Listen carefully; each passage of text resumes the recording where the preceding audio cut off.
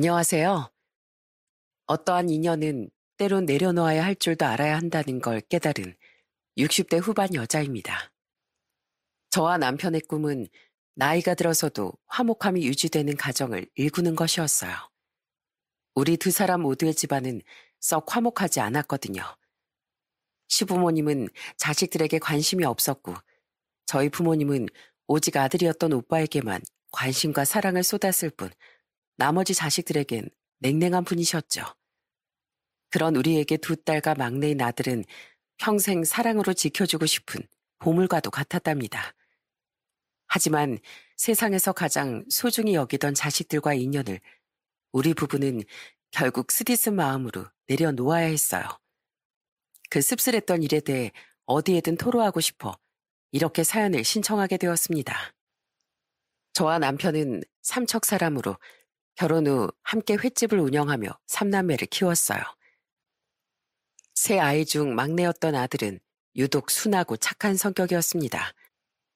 그와 반면 두 딸은 커갈수록 이기적이고 욕심 많은 심보가 커져가더군요.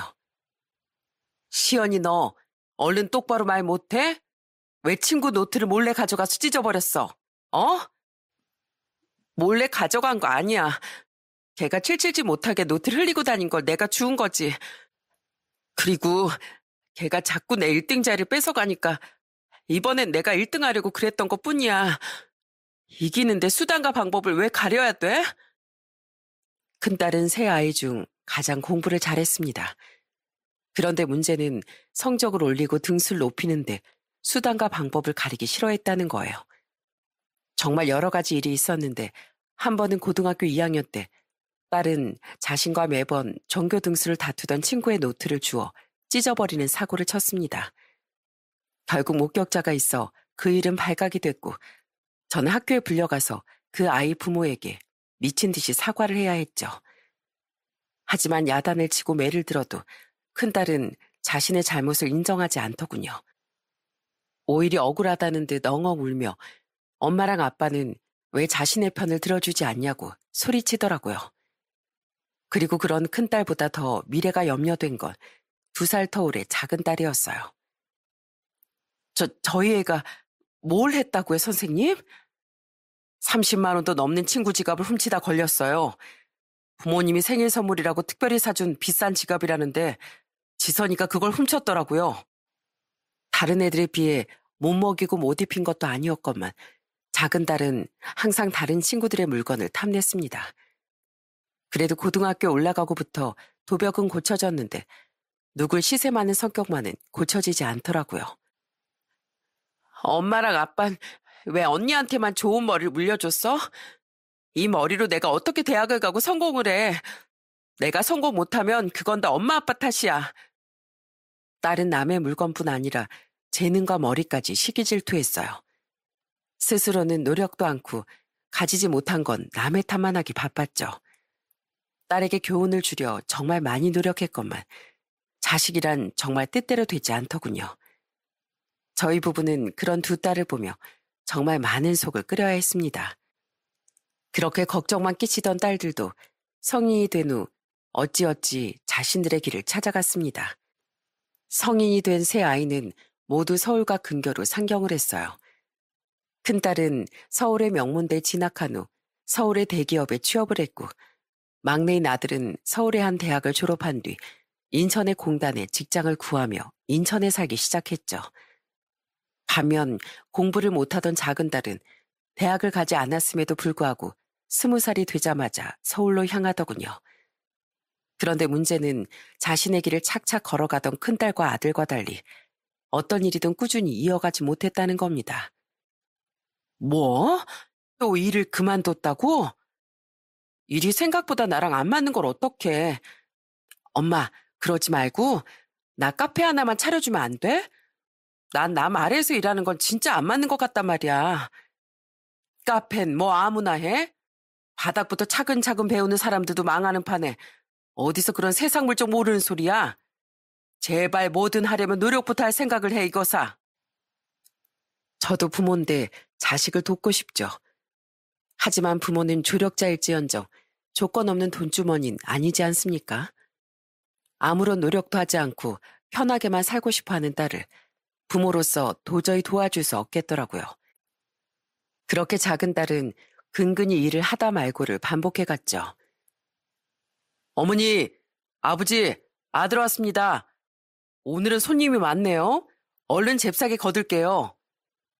큰딸과 아들은 작은딸과 달리 성실히 직장에 다녔습니다. 그런 두 아이의 차이점은 부모를 대하는 태도였어요. 큰딸은 작은딸과 마찬가지로 명절을 제외하면 평소에 찾아오긴커녕 전화도 한 통 제대로 하지 않는 아이였습니다. 반면 아들은 바쁜 와중에도 한두 달에 한 번씩은 꼬박꼬박 우리를 찾아왔죠. 그렇게 참 다른 세 아이는 자신들을 꼭 닮은 배우자를 만나 순차적으로 결혼도 했습니다. 솔직히 저와 남편은 두 딸이 결혼을 통해 늦게라도 정신 차리고 새 사람이 되길 기대했어요. 두 사이 모두 처음엔 제법 멀쩡한 사람처럼 보였거든요. 하지만 조금 시간이 지나자 결국 끼리끼리 결혼했다는 걸 알게 된 거죠. 저 이번에 승진했습니다, 장인어른 장모님. 정말? 아유, 장하구먼 우리 큰사위. 40도 안 돼서 그 내노라는 대기업에서 과장을 달다니 정말 대단해. 승진도 다 치열한 머리싸움 아니겠습니까? 제가 동기들 중에 제일 빨리 승진하려고 후배들 성과도 좀 가로채고 정치질도 좀 했어요. 그 보람이 승진으로 찾아오니 너무 뿌듯하네요. 큰딸과 소개로 만난 큰서인 딸과는 다른 업계의 대기업 직원이었어요. 처음엔 성격도 싹싹하고 일도 성실하게 하는 건실한 젊은이인 줄로만 알았습니다. 그런데 저런 말에 부끄러움도 느끼지 못하고 하는 모습을 보니 큰딸과 완전히 똑같은 성격이구나 싶더라고요. 그리고 결혼 당시 퓨전 술집 사장이던 작은 사위 또한 작은 딸과 똑같긴 마찬가지였어요. 가게가 망했다고? 자네 술집 작년에 3호점까지 낼 정도로 잘 나간다고 하지 않았었나? 그게 지점을 많이 내면 손님들도 맛집이라고 생각하고 더 찾아올 것 같아서 무리 좀 했었어요. 근데 자꾸 맛없고 불친절하다는 후기가 올라오더니 완전 파리만 날리는 거 있죠? 잘 나가는 다른 술집 메뉴랑 컨셉을 고스란히 베꼈었는데 대체 뭐가 문제였는지 모르겠어요. 레시피를 귀찮아서 대충 흉내만 낸 게 문제였나? 작은 딸은 작은 사의 술집 직원으로 일하다가 눈이 맞아 결혼했었습니다. 당시 2호점까지 낸 사업가라기에 우린 작은 딸과 달리 사위는 노력할 줄 아는 사람인 줄 알았어요. 하지만 고작 결혼 3년 뒤 작은 사위는 저런 허탈한 말을 하며 사업을 접게 됐다고 했죠. 어머님, 이거 얼마 안 되는데요. 이번에 제가 보너스를 받았어요.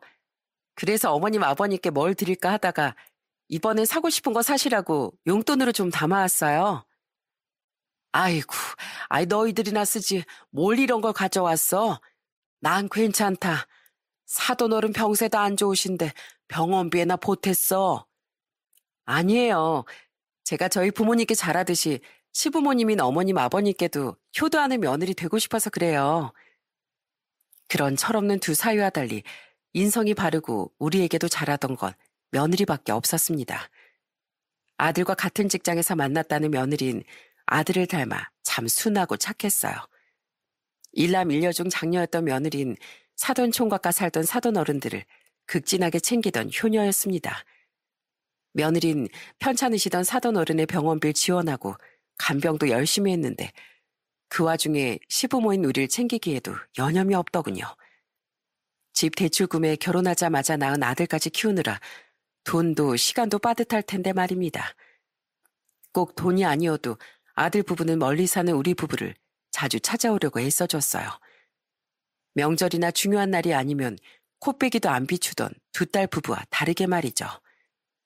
두 딸 부부를 생각하면 가슴이 꽉 막힌 듯 답답했습니다. 그래도 이젠 우리 손을 떠난 자식들이니 모쪼록 두 딸이 가정만 잘 지키며 잘 살기 바랬어요. 그런데 언제부턴가 두 딸 부부는 우리에게 은근히 돈까지 요구하더라고요. 뭐? 또 갈비집을 차렸다고? 조서방, 지선이도 자네도 너무 경솔한 거 아닌가? 술집 망하고 카페까지 망하고 나서 대출금도 잔뜩 남았었잖아. 또 무슨 돈이 있어서? 저희 어머니가 이번에 돌아가셨잖아요. 그러면서 저랑 동생한테 유산을 좀 남겨주셨어요. 그걸로 빚도 갚고 사업 자금도 마련했어요. 빚을 갚았으면 이젠 더 이상 사업에 손대지 말고 직장을 다니는 게 낫지 않겠나? 장모님, 저랑 집사람은요, 기질이 남달라서 남 아래서 일할 수 있는 사람들이 아니에요.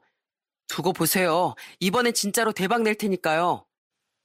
작은 달 부부는 술집이 망한 2년 만에 카페도 하나 말아먹었습니다.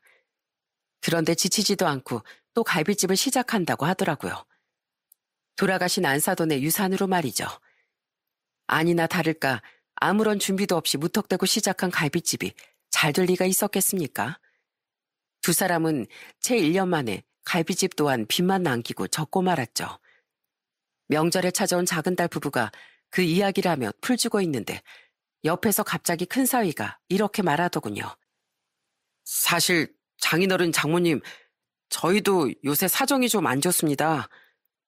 뭐? 차내랑 시연이 이번에 넓은 아파트로 이사 갈 거라고 하지 않았나? 그랬었는데요. 문제가 좀 생겼어요. 제가 원래 주식이나 투자에 관심이 좀 많았던 거 아시죠? 이번에 완전 좋은 정보가 들어와서 무리해서 큰 돈을 좀 주식에 투자했었거든요. 근데 그게 정세가 완전 달라져서 완전히 곤두박질 치고 말았지 뭐예요? 그래서 말인데요. 저희 돈 좀 빌려주시면 안 될까요? 이사야 틀렸다 치지만 제가 주식 때문에 지인한테 차용증 쓰고 돈을 좀 빌렸었거든요. 몇 배로 불리기만 하면 이자까지 다 쳐서 갚겠다고요. 근데 지인이 주식 폭망한 거 알고 노발대발하면서 곧장 안 갚으면 소송을 건다고 하지 뭐예요. 대출 받으면 이자가 한두 푼도 아닌데 제발 부탁드려요. 다급한 큰 사위의 태도를 보아하니 사위는 어지간히 불안했던 모양이더라고요. 계속 망했다고 말하는 작은 딸 부부가 자신들보다 먼저 돈을 빌릴 것 같아서요. 그리고 그건 작은 사위도 마찬가지였던 모양입니다. 큰 사위의 말이 끝나자마자 작은 사위 또한 재빨리 돈 이야기를 꺼냈거든요. 형님하고 처형은 그래도 대기업 다니면서 벌이가 많잖아요. 저랑 집사람은 정말 길바닥에 나앉을 판이라고요. 제발 저희부터 좀 도와주세요. 네? 딸들 또한 사위들을 거들며 우리에게 돈을 부탁했습니다. 머리가 지끈거렸어요. 딸들 부부가 오기 전에 며느리의 친정으로 간 아들 부부가 그 자리에 없어서 다행이다 싶기도 했죠. 아니었으면 평소 누나들을 못마땅하게 여겼던 아들이 크게 화를 내며 싸움이 났을 테니까요. 저와 남편은 고민 끝에 결국 딸들 부부에게 돈을 지원해 주기로 했습니다. 대신 이렇게 앞으로에 대해 못을 박았죠.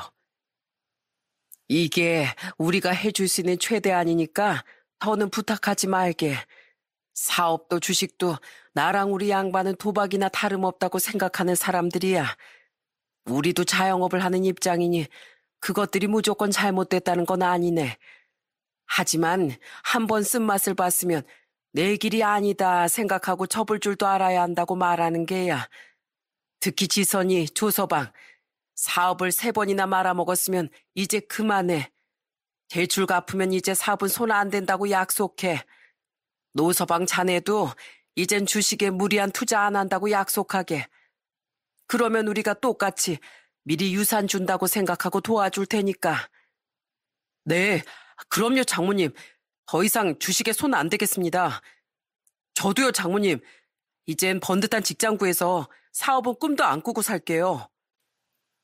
어차피 재산이야 우리 죽으면 자식들에게 모두 물려주고 갈 생각이었으니 남편과 저는 아이들에게 미리 유산을 준다고 여기기로 했던 겁니다. 노후 자금은 남겨둬야 했으니 그렇다고 억소리가 날 금액은 아니었고 합쳐서 7천만 원 정도 되는 금액이었죠. 아이들이 결혼할 때 그리 많은 금액을 지원해주지 못한 터라 뒤늦게 주는 결혼 자금이라고 여기기도 했네요. 우린 나중에 아들에게도 이 이야기를 해주었습니다. 나중에 너한테 남겨줄 몫은 충분히 남겨놨단다. 하지만 너도 지금 도움이 필요하면 기꺼이 우리가 네 누나들에게 지원해줄 만큼 내게도 미리 재산을 증여해주마. 아니에요 어머니. 그 돈은 갖고 계시다가 두 분이 급할 때 쓰세요. 저흰 두 분 유산 같은 거 생각해 본 적도 없어요.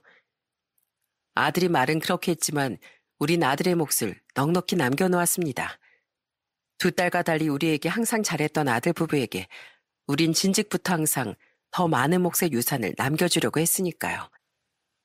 우리 부부는 그 일로 두 딸 부부가 또다시 그릇된 길로 들어서는 일을 미연에 방지한 줄 알았어요. 하지만 두 딸 부부는 입술에 침도 안 바르고 우리에게 거짓말을 했더군요. 삼겹살집? 자네, 우리한테 2번 다시 사업 안 한다고 약속하지 않았나? 죄송해요, 장모님. 근데 아시죠? 저도 집사람도 1년 동안 삼겹살집에서 직원으로 일했던 거요. 이번엔 아무런 준비도 없이 시작한 게 아니라 나름대로 경험도 쌓고 노하우도 배웠다니까요. 맞아, 엄마. 우리 이번에야말로 진정한 사업가 부부로 거듭날 거야. 우리가 준 돈으로 빚을 갚은 작은 딸 부부는 고작 1년 만에 다니던 삼겹살 가게를 때려치우고 직접 삼겹살 가게를 차렸더군요. 겁도 없이 또 대출을 껴서 말입니다.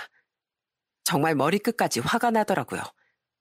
그리고 옆에서 가만히 듣고 있던 큰 서희는 조심스레 또 이런 말을 하지 않겠어요? 장인어른 장모님, 저도 오늘 드릴 말이 있었는데요. 혹시 저번처럼 저희한테 유산 좀 미리 더 증여해 주시면 안 될까요?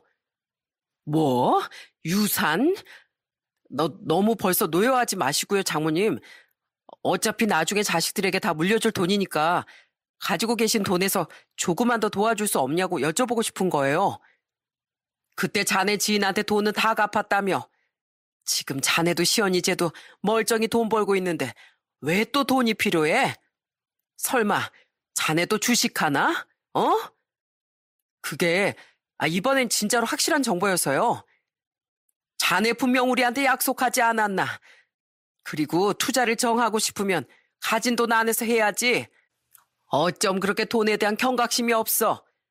저번엔 지인 돈을 빌려서까지 무리해서 투자하더니만 이번엔 우리한테 돈을 달래서 투자한다고? 사람이 가진 것에 만족할 줄 알아야지. 자네들 장모 말이 맞네. 그리고 우린 앞으로 자네들이 우리 딸이랑 같이 사업을 또 말아먹든 주식이 폭락을 하든 일절 간섭하지 않을 걸세. 우리와의 약속을 똥으로 생각하는 자네들하고 우리가 무슨 말을 더 하겠나. 에휴, 니들이 오기만 하면 망했다는 말이나 돈 얘기뿐이니 이젠 아주 명절이 오는 게 무섭다, 무서워. 내가 태훈이 처가로 가고 나면 너희들 올 생각에 우린 근심부터 들어. 결국 그날 딸들 부부는 풀이 죽은 채 서울로 돌아갔습니다. 저와 남편은 딸들에게든 사이들에게든 실망이 이만저만이 아니었죠. 그런데 그날 이후 작은 딸이 자꾸 전화를 걸어 자꾸 돈을 빌려달라고 하더라고요. 이유야 뻔할 뻔자였습니다. 글쎄, 안 된다니까. 그러지 말고 엄마. 아빤 엄마가 하자고 하면 다 하는 사람이잖아. 그러니까 엄마만 허락해주면 되는 거 아니야? 우리 삼겹살집 생각보다 장사가 잘 안 돼. 그래서 단가 낮은 쌍고기로 바꿨는데도 손님이 없어서 남는 게 없다니까. 제발 우리 조금만 더 돈 좀 해줘. 장사가 안 된다고 더 맛없는 고기로 바꾸면 손님들이 오겠니? 어떻게 그렇게 한치 앞을 못 봐. 그리고 돈 우습게 보는 너희들에게 줄 돈은 한 푼도 더 없어. 태훈이 낸 아픈 사돈 어른 간병하랴, 일하랴, 애까지 키우느라 바쁜 와중에도 우리 보러 꼭 한 번씩 내려와 주는데 너흰 뭐니? 안부 전화커녕 이렇게 돈 필요할 때만 연락하는 주제. 왜 부모인 우리한텐 당연한 듯 요구만 해. 꿈깨. 삼겹살 가게 시작한 지 얼마나 됐다고 또 작은 딸의 사업은 내리막길을 걷고 있던 겁니다. 그렇게 계속해서 거절을 하고 화를 내는 것도 지치더군요. 때문에 저와 남편은 한동안 작은 딸과 작은 사위의 전화는 받지도 않았어요. 그런데 그 다음의 명절날 이놈의 두 딸 부부가 더 황당한 소리를 하는 겁니다. 장모님, 이번에 장모님께서 물려받으신 바닷가 땅 있죠? 제가 좀 알아보니까 거기 땅값이 제법 올랐더라고요. 주변에 요새 펜션들도 제법 들어서는 것 같고요. 그 땅을 자네가 왜 알아보나? 큰 사위는 제게 대뜸 제 땅에 대해 묻더군요. 그 땅은 그로부터 2년 전 돌아가신 제 친정아버지가 제게 물려주신 바닷가 앞에 땅이었어요. 평생 오빠만 좋아하셨던 저희 부모님은 안타깝게도 자기밖에 모르는 오빠에게 외면당한 후 쓸쓸한 여생을 사셨습니다. 그래도 자식이라고 저는 안타까운 마음에 가끔씩 같은 지역에 살던 부모님을 찾아뵀었어요. 제 여동생은 부모님과 진즉에 인연을 끊었었지만 부모님의 진심 어린 사과에 마음이 약해졌었거든요. 그리고 친정어머니 다음으로 돌아가신 친정아버지께서 제게 평생의 미안함을 담아 남겨주신 땅이 그곳이었죠.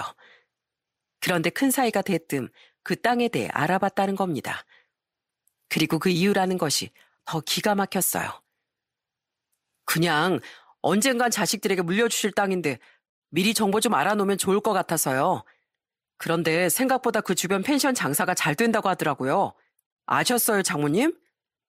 장모님, 제가 형님한테 들어보니까 그 땅이 황금을 낳는 암탉이 될 수도 있겠더라고요. 그래서 말인데요. 저희한테 돈 지원해주기가 힘드실 것 같으면 그 땅을 나눠주시면 안 될까요? 어차피 갑자기 생긴 재산이니까 두 분 노후 자금을 건드리는 것도 아니잖아요. 뭐? 지금 내 아버지가 남겨주신 유산을 자네들을 달라는 겐가? 굳이 저희들이라기보단 장모님 딸들한테 달라는 거죠. 그 땅 저희 주시면 저희가 펜션 지어서 부수입원으로 삼아보려고요. 그럼 앞으로 두 분께 저희가 더는 돈 요구할 일도 없고 그럼 집안에 평화가 찾아오지 않겠어요? 이게 다 형님 아이디어인데 역시 똑똑한 사람은 다른 것 같아요. 그죠? 엄마, 제부 말처럼 우리 남편 아이디어가 너무 좋지 않아? 정 싫으면 펜션 사업하면서 수익 일부를 엄마한테 돌려줄게. 어때? 엄마, 그렇게 안정적인 부수입 생기면 우리 남편도 더 이상 주식 투자도 안 하겠대. 두 딸 부부는 큰 사위의 주도로 그 땅의 펜션 사업을 구상하고 있더라고요. 떡 줄 사람은 생각도 않는데 말입니다.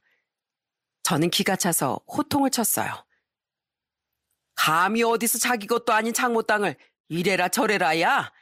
시연이, 지선이, 남편들이 부추겨도 너희들이 먼저 말렸어야지. 니들이 아주 부모를 우습게 보는구나. 펜션 사업을 하든 그냥 땅을 놀리든 내 알아서 할 테니까 너희들은 군침 흘릴 생각도 하지 마. 자네들도 마찬가지야. 어쩜 이렇게 사람들이 탐욕스럽나? 어? 그런 말 할 거면 이만 돌아가게. 남편 또한 저를 거들어 불같이 화를 냈습니다. 그러자 딸들과 두 사이는 아쉬운 듯 입맛을 쩝쩝 다시더군요. 그래도 이 정도로 딱 잘라 말했으면 알아들었겠지 싶었는데 다음 명절이었던 추석에도 두 딸 부부는 또 그 땅 이야기를 꺼내지 않겠어요? 장모님 손자 손녀들 좀 보세요. 서울에서 애들 공부시키고 잘 키우는 게 얼마나 힘든지 아세요? 장모님이 그렇게 아끼는 손주들을 위해서라도 제발 그 땅 저희 좀 주세요. 네? 진즉부터 펜션 올렸으면 내년, 아니 올해 말부터라도 손님 받을 수 있었을 텐데 아까워 죽겠어요. 맞아요, 장모님. 특히 처형네랑 처남네는 아들 하나씩밖에 없지만 저희는 아들 하나 딸 하나 해서 둘이나 되잖아요. 네? 어디서 감히 자식들까지 나한테 들먹여? 그렇게 자식을 생각했으면 무리하게 주식 투자나 사업부터 버리지 말았어야지. 그리고 자네들 장모가 아주 우스워 죽겠나? 돈 얘긴 그만하라고 그렇게 말을 했는데도 어떻게 오기만 하면 매번 돈 얘기냐 말이야. 매형들, 제가 매번 부모님께 듣기만 했는데 실제로 보니까 어처구니가 없네요. 어쩜 그렇게 저희 부모님 돈을 당당하게 요구해요? 그리고 누나들이 제일 문제야. 매형들이 저러면 못 그러게 할 생각을 해야지. 자꾸 옆에서 그렇게 맞장구를 치면 어떡해? 예전부터 그렇게 욕심을 부리더니 이젠 어머니 아버지 등골을 빼먹으려고 들어? 창피한 줄 알아. 저희가 딸들 부부 때문에 스트레스를 받아 하자 그날 아들 부부는 딸들 부부가 올 때까지 며느리의 친정에 가지 않고 기다렸습니다.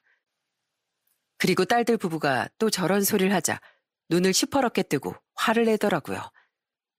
그날 딸들 부부와 아들 부부는 4대 2가 되어 말다툼을 시작했어요. 저와 남편은 아들 부부 편을 들며 호되게 딸들 부부를 야단쳤죠. 아이 시끄러워 이것들아. 니들 동생이 오죽 답답했으면 지 매형들한테까지 저런 소리를 했겠어? 창피한 줄 알아 이것들아. 그리고 노서방, 조서방. 그렇게 돈이 필요하면 밤에 대리운전이라도 뛰게.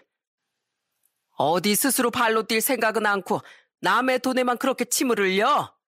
그걸 보고 애들이 뭘 배우겠어? 애들 교육 핑계대기 전에 애들한테 좋은 폼부터 보여줄 생각을 하라고. 결국 그날 딸들 부부는 크게 감정이 상한 채 온 지 2시간도 안 되어 서울로 올라가 버렸습니다. 그제야 아들 부부도 우리를 위로한 뒤 사돈댁으로 향했죠. 정말 속이 타들어갔어요. 사위들은 구사하고 딸들이 왜 저런 탐욕스러운 괴물이 되었나 싶더라고요. 그 뒤로 몇 달 동안 딸들 부부는 우리에게 연락 한 통을 안 하더군요. 자신들이 잘못했다는 진심 어린 사과, 그거 하나면 저희 부부는 그래도 마음을 풀었을 거라고 생각해요. 하지만 딸들 부부는 자신들의 잘못을 전혀 모르는 것 같았죠. 그런 딸들을 저와 남편도 점점 포기하게 되더군요. 그리고 다음 명절인 설날이 찾아왔습니다. 정말 저희가 없어도 괜찮으시겠어요? 됐어. 바깥 사돈 몸이 요즘 더 안 좋아졌다며? 얼른 가서 찾아뵈라.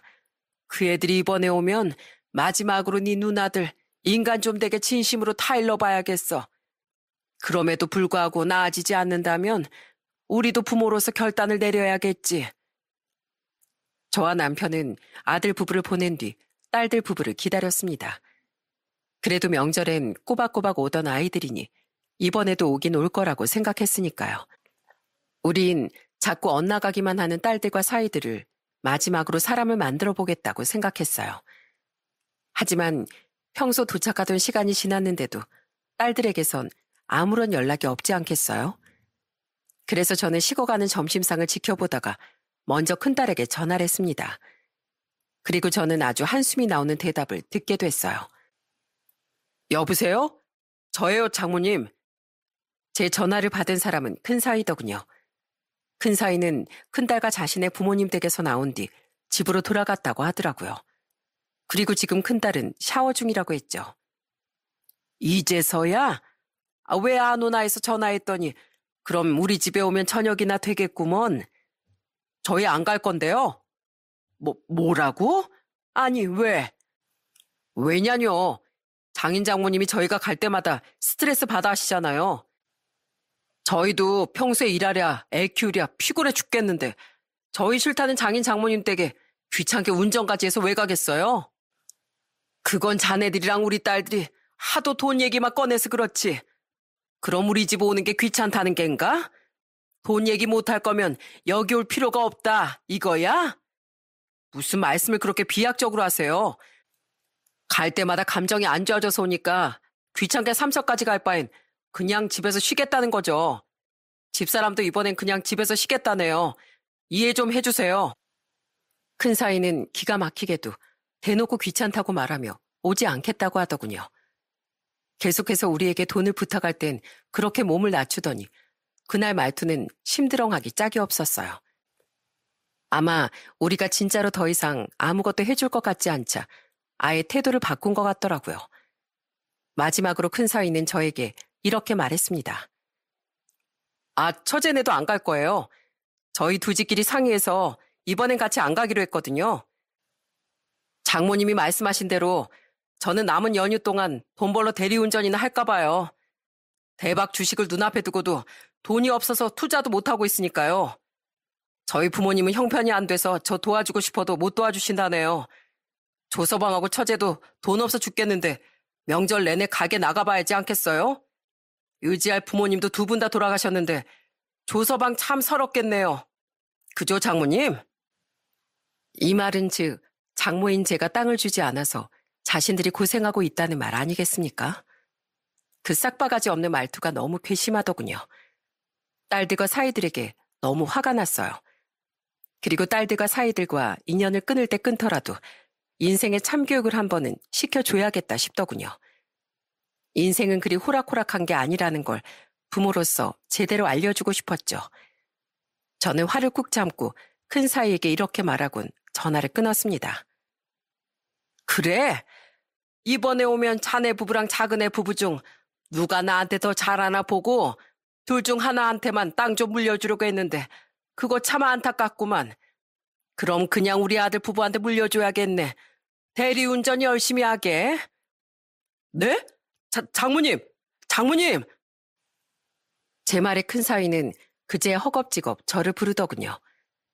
하지만 저는 들은 채도 않고 전화를 뚝 끊어버렸어요. 그 뒤 큰 사위 말을 전해 들은 건지 작은 딸 부부는 큰 딸 부부와 번갈아 가며 미친 듯이 전화를 해댔습니다. 땅 이야기의 발등에 불이 떨어진 거죠. 하지만 저와 남편은 절대로 그 전화를 받지 않았어요. 엄마, 아빠, 우리 왔어. 우리가 좀 늦었지? 그리고 두 딸 부부는 그날 저녁 불이 나게 저희 집으로 달려왔더라고요. 저와 남편은 시침 뚝 떼고 퉁명스레 물었습니다. 귀찮아서 안 온다며? 대리운전하고 가게 장사할 거라더니 왜 왔어?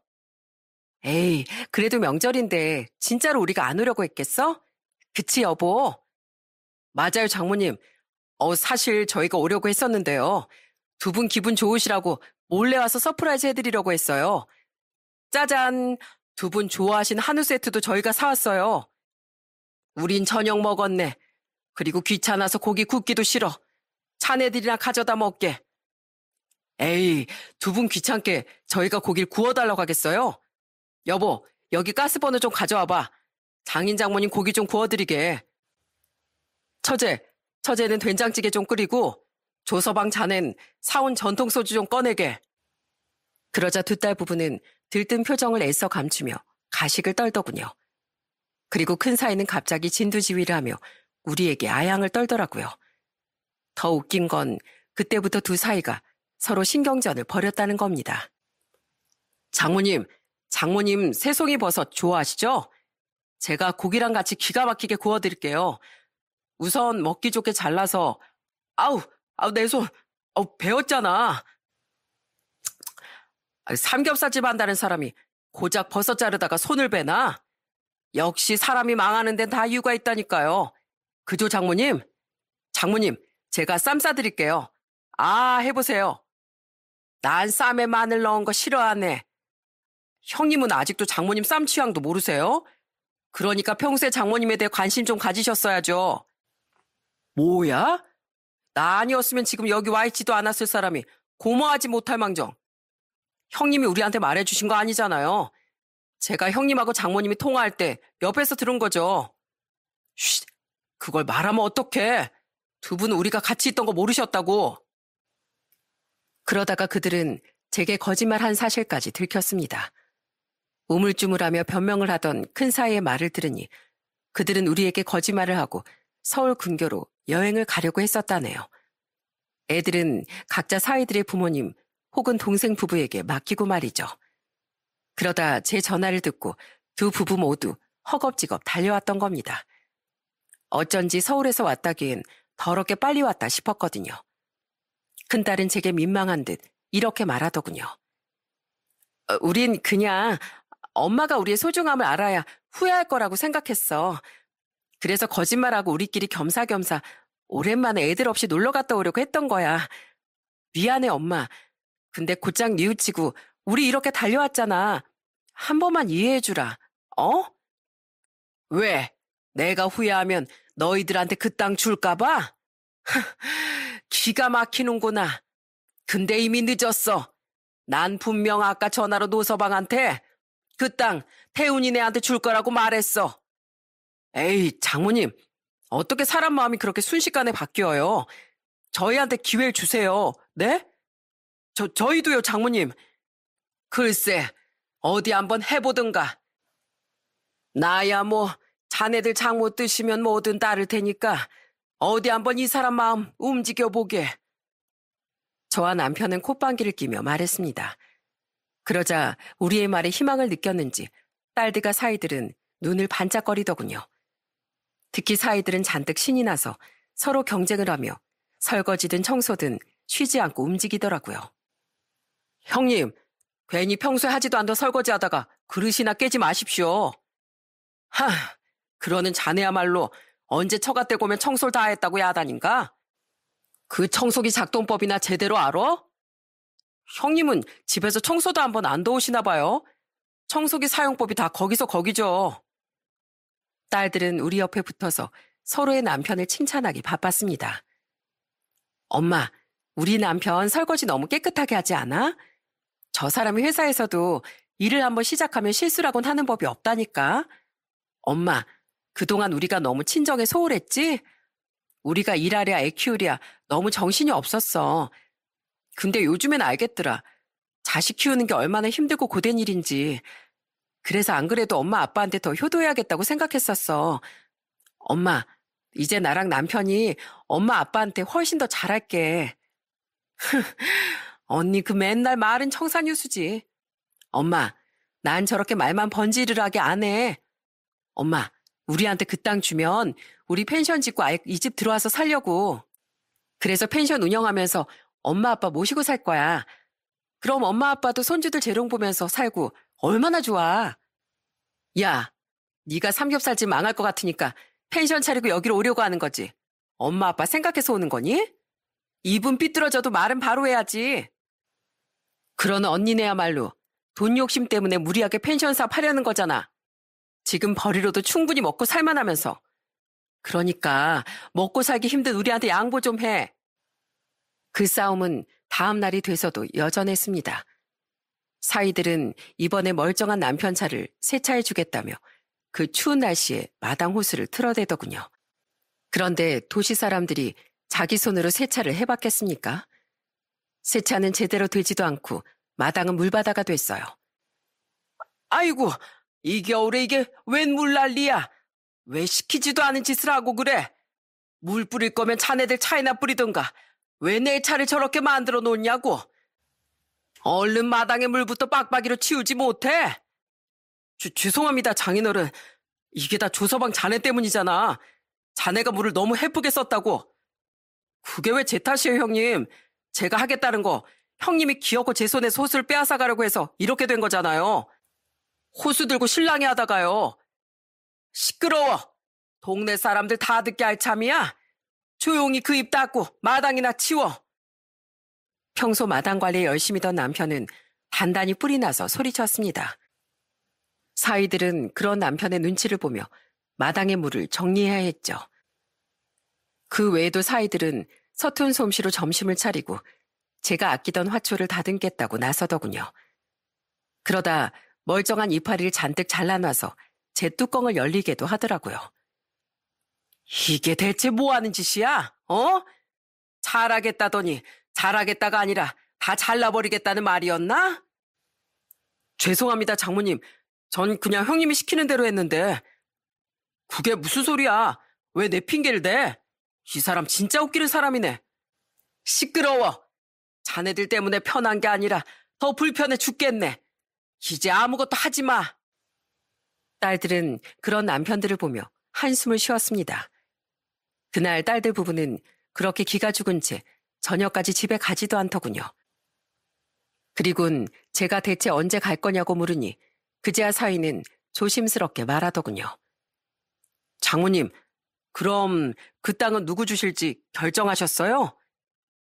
제가 바라던 바로 그 순간이었습니다. 큰 사위의 말에 나머지 셋도 눈을 반짝이며 저를 바라보더군요. 그리고 저는 그때부터 벼르던 참교육을 시작했어요. 자네 똑똑하다더니 기억력이 영 안 좋은 겐가? 네? 아니 그게 무슨...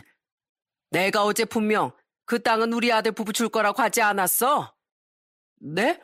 아니 분명 말씀은 그렇게 하셨지만 어디 한번 저희한테 해보라고 하셨잖아요. 해보라고 했지 한다고 내 마음이 움직일 거란 말은 안 했네. 이미 기회는 지나간 뒤였고 내 뜻엔 변함이 없어. 아니 그럼 왜 어제부터 지금까지 저희가 하는 행동들을 그냥 두고만 보셨어요? 지금 저희 가지고 노신 거예요? 큰 사위는 제 말에 노발대발하기 시작하더군요. 그리고 그 뒤를 나머지 셋도 거들기 시작했죠. 맞아요. 이건 아니죠, 장모님. 저희가 장모님 마음에 들어보겠다고 별짓거리를 다 했잖아요. 안 주실 거면 처음부터 그렇게 말하시던가요. 지금 저희한테 거짓말 하신 거잖아요. 맞아. 가만히 있던 아빠도 똑같아. 어떻게 자식들을 이렇게 농락해? 돈 좀 있으면 부모가 그래도 되는 거야? 웬일로 언니가 맞는 말 했네. 엄마, 지금 특히 나랑 남편이 얼마나 돈이 급한지 알면서 어떻게 이런 장난을 쳐? 너희들도 거짓말했으면서 왜 난 하면 안 되니? 노서방, 조서방, 기억 안 나나? 자네들이 나한테 돈 받아가면서 분명 약속했었지? 2번 다시 주식도 사업도 안 하겠다고. 그런데 1년 만에 호떡 뒤집듯 말을 뒤집지 않았나? 그래서 나도 한번 해봤네. 어디 역으로 거짓말을 당해보니까 어떤가? 기분이 아주 더럽지? 인생은 이런 거네. 대로 주면 반드시 말로 되돌려받는 거. 그리고 이번 일을 확실히 깨닫기들 바라네. 사람은 마음에 의해서 행동을 하고 움직여야 하는 거야. 자네들이나 내 딸들처럼 돈 때문이 아니라 오직 돈에 의해서 이렇게 가볍게 움직여 버릇하면 그 끝에 남는 건 지금처럼 아무것도 없을 거네. 이게 내가 장모이자 부모로서 마지막으로 줄 수 있는 가르침이야. 알아듣겠어? 제 말에 딸들 부부는 차마 아무 말도 못하고 뻥 쪄 있더군요. 남편은 제 옆에서 팔짱을 낀 채 그런 그들을 엄한 눈빛으로 누려보고 있었죠. 저는 마지막으로 그들에게 이렇게 말했습니다. 시연이, 지선이, 너희 잘 듣거라. 우린 더 이상 너희들에게 아무것도 줄 생각이 없어. 이미 너희들이 받을 수 있는 법적인 최소한의 재산은 다 증여해줬다. 알지? 나머지 만약 우리가 죽더라도 너희에게 가지 않도록 법적으로 조치를 다 취해놓을 생각이야. 우린 그 땅도 나중에 우리가 세상을 떠난 뒤에 남길 유산도 전부 태훈이 네한테만 줄 거야. 그 애들만이 유일하게 우리에게 잘하려고 노력했으니까. 그럼에도 불구하고 부모인 우리를 계속 찾아오고 싶다면 기쁘게 받아들이마. 하지만 또 돈 이야기 꺼낼 거면 이제 명절이고 뭐고 우리 집으로 오지 말거라. 어차피 우리와의 인연은 너희들이 이번에 먼저 정리하려고 한 것 같으니까 불만은 없을 거라고 믿는다. 제 말에 딸들은 그제야 애걸복걸하기 시작했어요. 엄마, 무섭게 왜 이래? 어? 이번엔 그냥 뻔때를 보여줘야 엄마가 우리한테 마음이 약해질 거라고 하길래 우리 남편 말 듣고 딱 한 번만 안 오려고 했던 거야. 맞아, 엄마. 형부가 우리 남편한테 전화해서 먼저 여기 오지 말자고 했었어. 형부, 이게 다 형부 때문이잖아요. 그러게 왜 괜히 처음부터 우리한테 엄마 땅 얘기하게 부추기고 여기도 오지 말자고 하냐고요. 형부 때문에 죽 서서 개죽게 생겼잖아요. 조용히들 해. 남 탓할 것도 없어. 제일 나쁜 건 너희들이야. 우린 너희 사람 만들려고 할 만큼 했다. 그리고 부모를 돈으로만 보는 너희들. 우린 더 이상 필요 없어. 그러니까 당장 니들이랑 똑같은 니들 남편 데리고 가. 엄마 진짜 이러기야? 엄마랑 아빠 맨날 태훈이만 예뻐하고 우린 혼냈잖아. 가진 핑계를 대봤자 이번에도 그런 거지? 그래, 나도 지선이도 더 이상 엄마 아빠 필요 없어. 너흰 항상 너희들 행동은 생각도 안 하고 자기 합리화하면서 남 탓만 하기 바쁘구나. 더 이상 너희를 가르치려는 노력도 하지 않으마. 그래, 우리도 너희 필요 없으니까 이제 이 집에 오지 마라. 그리고 저와 남편이 꿈쩍도 하지 않자 두 딸은 승질을 마구 내더라고요. 아직도 자신들의 잘못이 뭔지 전혀 알려고도 하지 않고 말이죠. 결국 그렇게 두 딸 부부는 성질을 내며 돌아가 버렸습니다. 한바탕 폭풍이 지나고 나니 가슴에 구멍이 뻥 뚫린 것 같았어요. 하지만 남편과 저는 서로를 위로하며 더 이상 딸들 부부에게 휩쓸리지 말자고 다짐했죠. 이후 저와 남편은 아들 부부에게 그 땅을 증여해 줬습니다. 혹시라도 딸들이 그 땅을 넘보지 못하도록 쇠뿔을 당김에 빼버린 거죠. 그런데 처음엔 며느리가 나서서 그 땅을 거절하더군요. 저희들이 버는 돈만으로도 충분히 먹고 살만해요. 형님들 때문에 홧김에 이러시는 거면 그러지 마세요. 아니다. 굳이 지금이 아니더라도 언젠가 너희들에게 그 애들보다 훨씬 많은 재산을 남겨주려고 했어. 어머마, 네 부모님에게만큼 우리에게도 잘하려고 노력하는 네 마음 항상 고맙게 생각하고 있었단다. 그리고 태훈아, 속만 썩이는 네 누나들을 보다 널 보면 그래도 우리가 자식 하나만큼은 잘 키웠다 싶어서 위안이 됐어. 너희들 사돈 어른 병원비 대고 집 대출금 갚고 애까지 키우느라 많이 힘들지? 이 땅 비싼 값에 팔든 펜션을 짓든 너희 마음대로 쓰려무나. 너희에게 보탬이 된다면 그것만으로도 우린 충분하단다. 두 딸 부부와 다르게 한 번도 힘들다 소리를 한 적 없던 아들 부부는 내심 힘겨웠던 모양이더군요. 그런 우리의 말에 두 아이 모두 왈칵 울음을 터뜨렸습니다. 우린 딸들에게만 시달리느라 미처 아들 부부에게 더 빨리 신경 써주지 못한 게 미안했습니다. 그리고 진정으로 항상 우리를 위해주던 두 아이를 남편과 저는 꼭 안아주었죠. 그날 이후 1년하고도 반년 가까이 지난 지금까지 두 딸 부부는 한 번도 코빼기를 비추지 않더군요. 저와 남편은 더 이상 그런 딸들에게 미련을 갖지 않고 인연을 내려놓기로 했어요. 나를 소중히 여기지 않는 가족은 그렇게 내려놓을 줄도 알아야 마음의 고통을 덜 수 있다는 걸 깨달았으니까요. 어머니, 아버지, 저희 왔어요. 어서 와라. 서울에서 자주 왔다 갔다 하느라 힘들지? 힘들긴요. 펜션 올라가는 것도 보고 두 분도 보러 오는 건데 오히려 신나죠. 그렇지, 도경아? 할머니, 할아버지 보러 오는 거 좋지?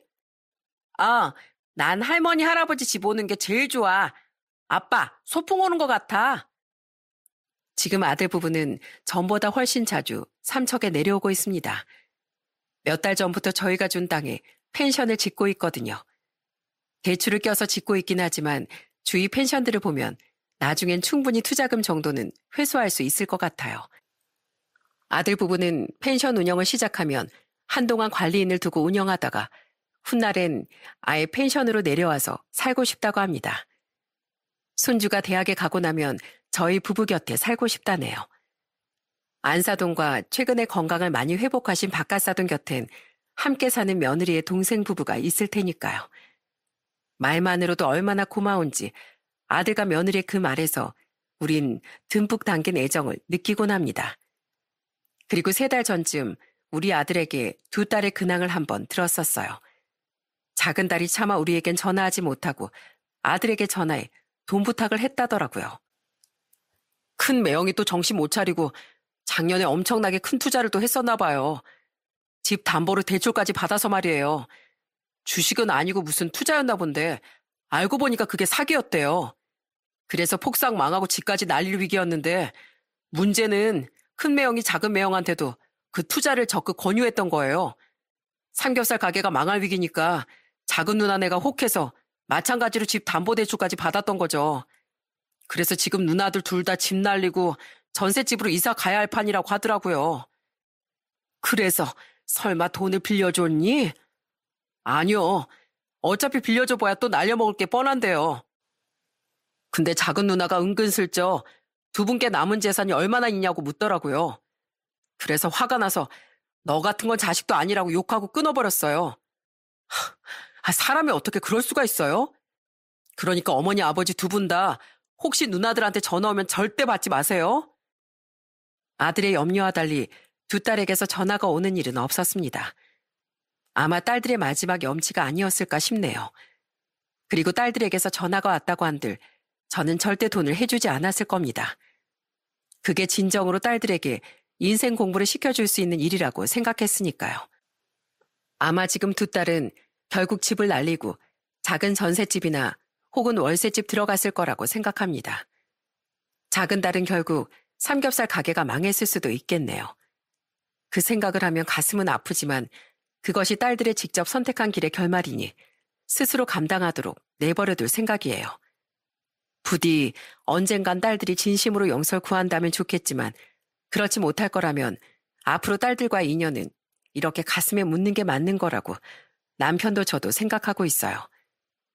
저희 부부는 두 딸과의 인연을 정리하며 진정한 가족은 서로를 이해하고 존중하는 마음에서 시작된다는 깨달음을 얻었습니다. 아들 부부는 전보다 훨씬 자주 저희 부부를 찾아오고 전화도 하며 딸들로 인해 받은 우리의 상처를 위로해 주려고 하고 있어요. 딸들과 상반되는 아들 부부의 그런 모습을 보니 위로와 존중, 이해와 배려하는 관계로 이어진 아들 부부와 우리가 바로 진정한 가족임을 뼈저리게 알겠더라고요. 그러니 여러분도 때로는 진정한 가족이 아니라면 그 인연을 내려놓는 용기가 필요함을 기억해 주셨으면 좋겠습니다. 진정한 가족은 피로 맺어진 관계가 아니라 서로를 이해하고 존중하는 마음에서 비롯되는 것이니까요. 폭우가 심심치 않게 쏟아지는 요즘 여러분의 가정에만은 늘 화창함이 드리우길 바라며 그럼 저는 이만 사연을 마쳐볼게요. 감사합니다.